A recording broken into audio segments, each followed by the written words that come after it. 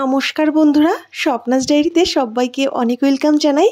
আজ তোমাদের আমি শেয়ার করছি আমার শাশুড়ি মায়ের হাতের মাছ দিয়ে আর কচুর লতি দিয়ে একটা সুস্বাদু রেসিপি, যেটা গরমের সময় কিন্তু অসাধারণ খেতে হয়। এক কচুর লতির ঝোল দিয়েই তোমরা এক থালা ভাত নিমেষে শেষ করে দিতে পারবে। প্রথমে মা আর আমি দুজনে মিলে কচুর লতিগুলো বেছে নিয়েছি।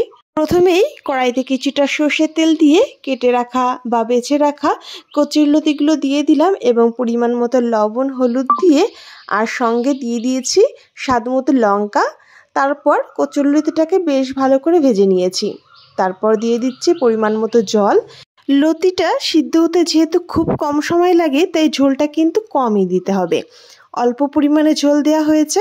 যখন জাল এইরকম উঠে গেছে সেই টাইমে দিয়ে দিচ্ছি 3-4 পিস মাছ। যে কোনো মাছ তোমরা ইউজ করতে পারো। মাছ কপিস দিয়ে ঝোলের সঙ্গে ভালো করে প্রথম মিশিয়ে নেব, তারপর কিছু সময় জ্বালিয়ে নেব যাতে লতিগুলো ভালো সিদ্ধ হয়ে যায়। যেহেতু ঝোলের পরিমাণ কমই দিয়েছি, ভালো করে মিশিয়ে নিয়ে একটা ঢাকনি দিয়ে ঢেকে দেব 2-3 মিনিটের জন্য। তারপর ফিরে আসছি 2-3 মিনিট পর। তো দেখো, ঢাকনি দিয়ে ঢেকে দেওয়ার পর 3 মিনিট পর আমি ফিরে আসছি। এই অবস্থায় কিন্তু লতিটা খুব ভালো সিদ্ধ হয়ে গেছে। এবার একটা পাত্রে নামিয়ে নিলাম। ফোড়নের জন্য সেই কড়াইতে দিয়ে দিচ্ছি কিছুটা রিফাইন অয়েল। এখানে তোমরা সর্ষের তেলও ইউজ করতে পারো। তেলটা বেশ ভালো গরম আছে। দিয়ে দিচ্ছি 1 চামচ গোটা জিরে। জিরেটাকে ভেজে নিয়ে একটা পাত্রে আমি তুলে নেব।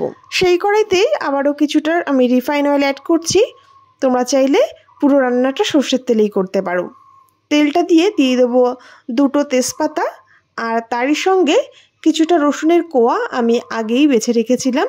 রসুনগুলোকে ছোট ছোট করে কেটে দেবে, তা নাহলে একটু থেতো করে দেবে। তাহলে কি হবে, পুরো রান্নায় রসুনের স্বাদটা খুব ভালো আসবে।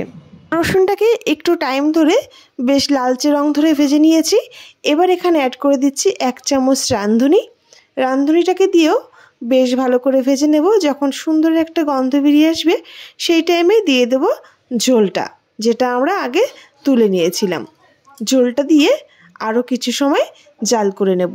রান্না করতে কিন্তু খুবই কম সময় লাগে আর খেতে এত ভালো লাগে এই রেসিপিটি, সে আর বলার নাই। তো বন্ধুরা, রান্নাটা একদমই শেষের দিকে অবশ্যই টেস্ট করে নেবে যে লবণ ঝাল ঠিকঠাক আছে কি না। আর যে জিরেটা আমরা ভেজে তুলে নিয়েছিলাম সেই জিরেটা এই টাইমে বেটে ঝোলের সঙ্গে মিশিয়ে নেব। তো 1 মিনিট মতো খোলা অবস্থায় জাল করে নিয়েছি আর ভাজা জিরেটাকে বেটেও দিয়ে দিয়েছি। রেসিপি আমাদের পুরোপুরি তৈরি হয়ে গেছে। এত কম সময়ের মধ্যে খুবই নর্মাল রেসিপি, কিন্তু খেতে এত ভালো লাগে, যারা রান্না করে দেখবে তারাই বলতে পারবে। তো বন্ধুরা, আজ এইরকম ছোট্ট একটা রেসিপি তোমাদের শেয়ার করলাম। আশা করছি তোমাদের অবশ্যই ভালো লাগবে যদি একবার তোমরা ট্রাই করে থাকো।